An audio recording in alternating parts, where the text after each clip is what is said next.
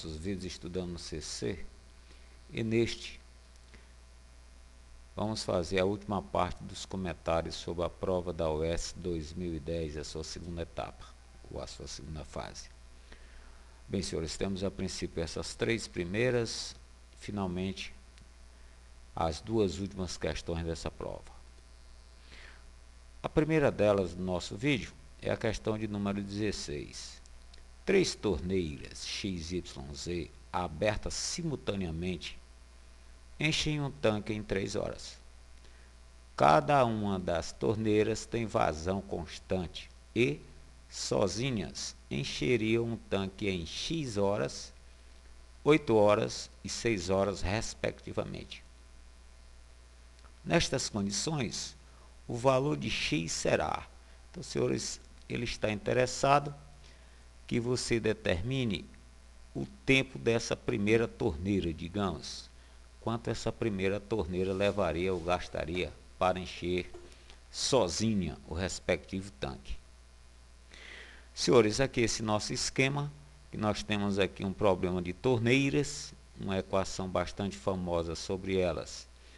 Esse tipo de expressão, esse tipo de equação, melhor dizendo, em que podemos dizer para o nosso problema que em termos de torneiras e a grandeza tempos, elas juntas, o tempo de juntas são 3 horas, elas funcionando. A primeira, a X, é o tempo que interessa, nossa equaçãozinha, é o TX. A segunda, ele cita que o tempo da segunda torneira, a torneira Y, do enchimento vem ser de 8 horas e a terceira torneira de 6 horas. Senhores, vamos usar esses valores na nossa equação. Então, a soma dos inversos dos tempos individuais é igual à soma do tempo. É igual ao tempo total, o inverso do tempo total. Então, senhores, vamos usar aqui o tempo de cada uma. Então, 1 sobre o TX permanece, que é o pedido, 1 sobre o 8, TY, 1 sobre o Z, T6, igual a 1 sobre o 3, que é o tempo total que estamos a denominar de T. Senhores, vamos trazer a segundo membro, ou levar a segundo membro, essa soma 1/8 mais 1/6. Ou seja, em outras palavras, vamos isolar o pedido do problema, que é o tempo X. Ficamos, então, a depender de 1/3 menos o 1/8 menos 1/6. Senhores, dando uma arrumadazinha nesse segundo membro, né? Precisamos tirar o MMC, já que temos uma diferença de frações com denominadores distintos. Chegamos a esse mínimo valendo 24. Operando o mínimo, 24 por 3 dá 8 vezes 1, 8.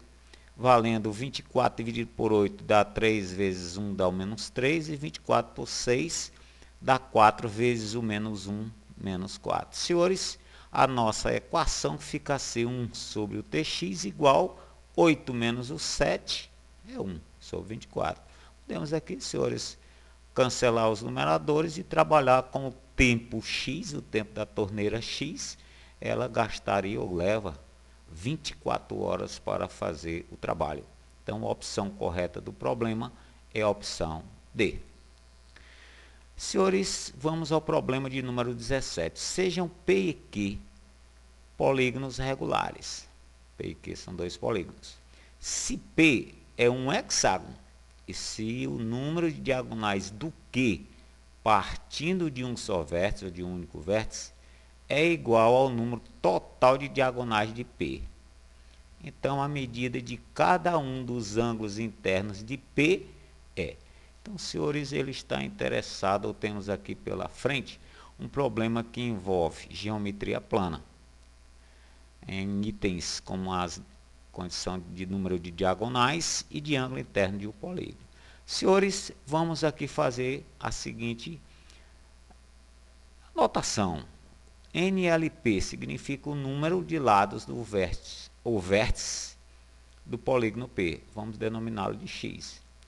Da mesma maneira, o número de lados do polígono Q, vamos denominá-lo de Y.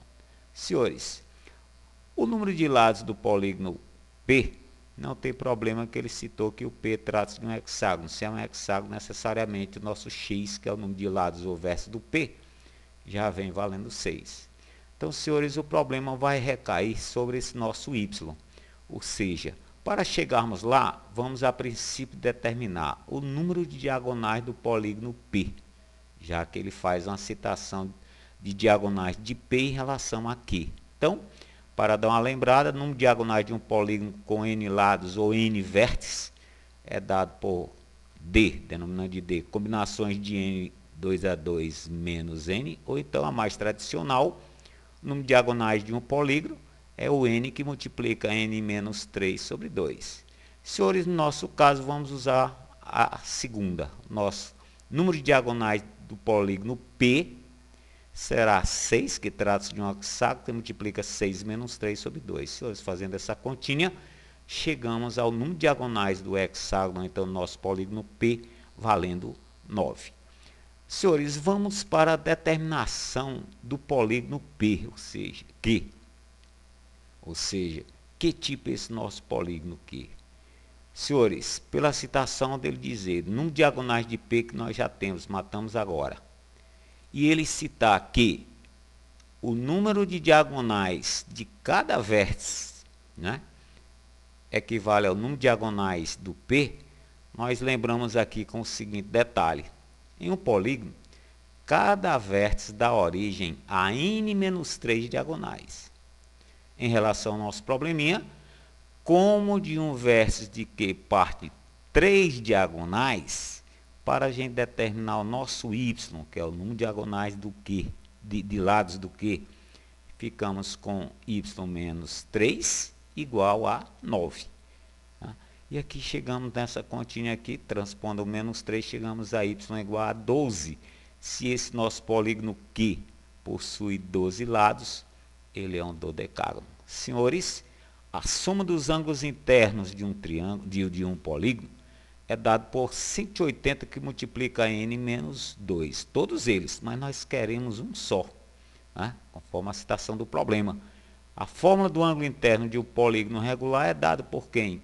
Pelo todo, dividido pelo n, que é o número, no caso, de lados ou de vértices. No caso, é dividido por 12. Ficamos a depender de quem? De 12 menos 2, vezes o 180, dividido por 12, divide seu dodecágono. Senhores, fazendo essa continha, chegamos então a IQ valendo 150 graus em termos de opções do problema, senhores. É a opção B. Senhores, vamos a 18. O conjunto Z barra do número complexo Z igual a x mais y, com x e y reais, é definido por Z barra igual a x menos y e y. Conjugado, né, senhores?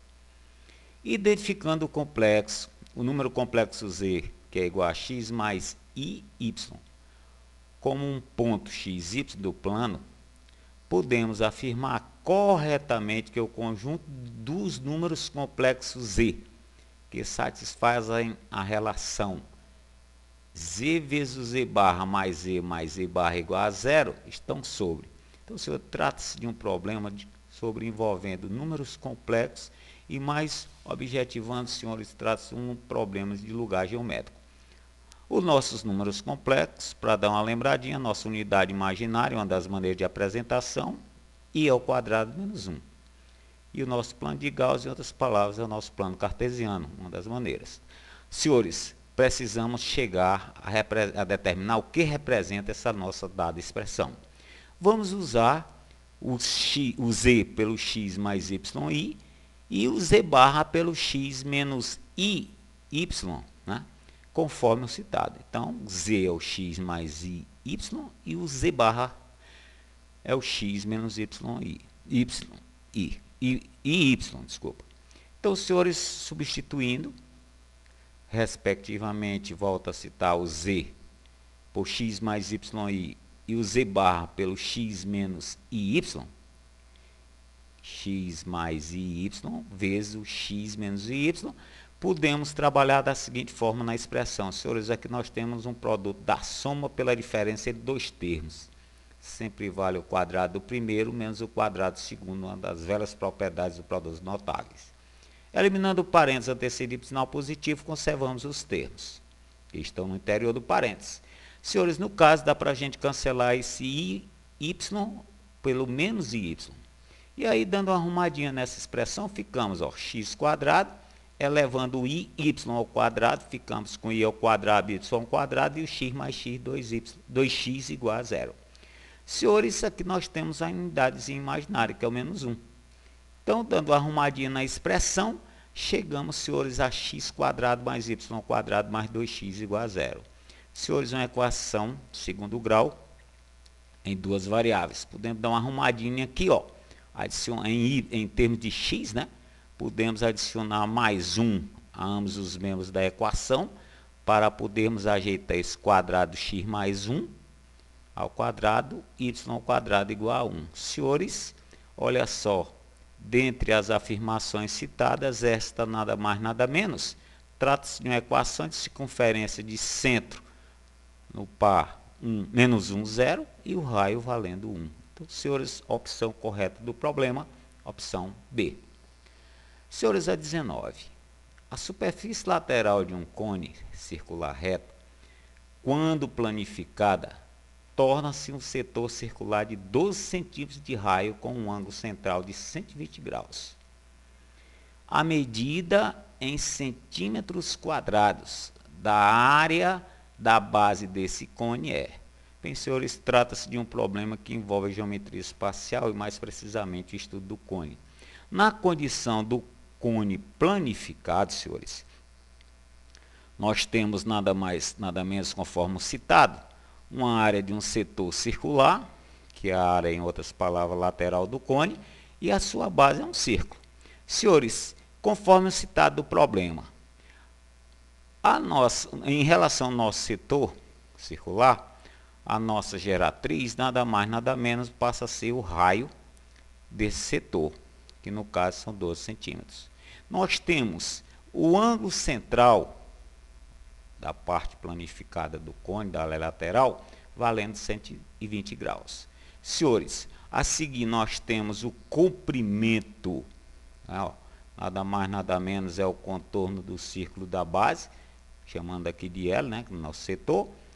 Ele nada mais, nada menos é o 2πr, e a área pedida, a área da base é o πr ao quadrado. Senhores, para chegarmos então ao pedido do problema, né, a área da base, precisamos determinar esse raio. Então vamos para a luta. Primeira delas, senhores, o setor circular, trabalhamos com esse ângulo central em radianos. Então, uma das maneiras, 120 graus, podemos dizer que é o 2 vezes 60 graus, que equivale a 2π sobre 3 radianos. É o que vai valer esse nosso ângulo central 120. Senhores, em termos do setor circular para o cálculo do raio, que é o nosso problema, a princípio, nós trabalhamos com o setor circular sendo o seu comprimento L, nada mais, nada menos é o produto do ângulo central, nosso teto, vezes o seu raio, então, no nosso caso aqui, vezes a geratriz. Senhores, substituindo o L pelo 2πr, que é o comprimento, o nosso teto é o 2π sobre 3, vezes o 12, que é, no caso, a geratriz. Podemos, então, senhores, por intermédio dessa equação, simplificar esse 2π, ficamos com 12 sobre 3, e daqui nós tiramos que o raio do nosso problemão é 4 centímetros.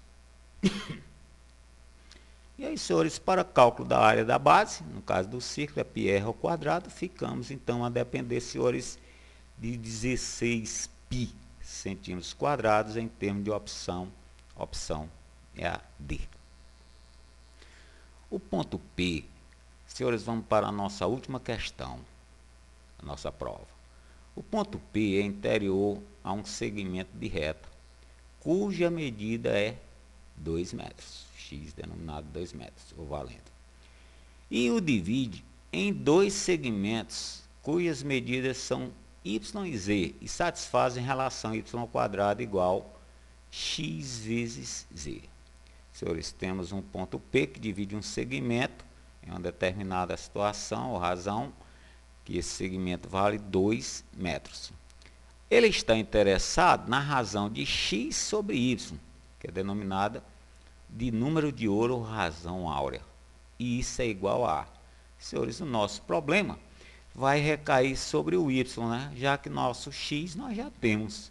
Ou seja, senhores, temos aqui um problema sobre a geometria plana. Façamos de conta que aqui se tenha, no caso, o nosso segmento e o nosso ponto P. O segmento dividido em duas partes, y e z. A princípio, conforme o citado, já temos o valor do x, que é o comprimento total, que vai valendo 2 metros. E o nosso problema, senhores, vai ser determinar o y para o cálculo dessa razão. Mas, senhores, olha, se o segmento todo, o completo é 2 metros, e essa dimensão é z, e essa estamos a denominá-la de y, podemos trabalhar com esse z sendo 2 menos y. E aí, então, senhores, podemos usar uma afirmação dada. Y² é igual a x vezes z. Senhores, quem é z em função do y é o 2 menos y. Então, senhores, ficamos com y² igual a 4 menos 2y. Senhores, temos uma equação aqui de segundo grau em y, na dependência y, retornamos a dizer que é o nosso problema. Tirando o valor de delta dessa equação, chegamos a 20. Então, senhores, isolando logo aqui ou extraindo a nossa raiz quadrada do delta, é o 2, que é 20, né? 4 vezes 5, isolando ou retirando 4, raiz quadrada 4, ficamos com 2 vezes a raiz quadrada 5. Ou seja, senhores, usando o velho Bhaskara, ficamos com o nosso y a depender de menos 1, simplificação aqui dessa fração por 2, mais ou menos a raiz quadrada 5. Senhores, ficamos a depender desse y1, menos 1 mais raiz quadrada 5 metros, e menos 1 menos raiz quadrada 5 metros. Senhores, como o nosso y é dimensão, essa segunda é uma dimensão negativa e não satisfaz ao problema. Então, vamos trabalhar com y sendo menos 1 mais raiz quadrada 5. Ou seja, partindo então para a razão do problema, nosso x é 2 desde o princípio, e aí trazendo esse nosso y, né, na razão citada, ficamos a depender da racionalização, senhores. Racionalizando esse problema, essa fração, ficamos com o nosso problema a depender de 2, que multiplica raiz quadrada 5 mais 1, sobre, ó, conjugado novamente, né, senhores? Podemos trabalhar então com esse trabalhozinho, chegando a quem? A razão xy pedida, raiz quadrada 5 mais 1 sobre 2. Senhores, em termos aqui do nosso problema, é a opção B. Bem, gente, valeu. No mais, bons estudos e até a próxima.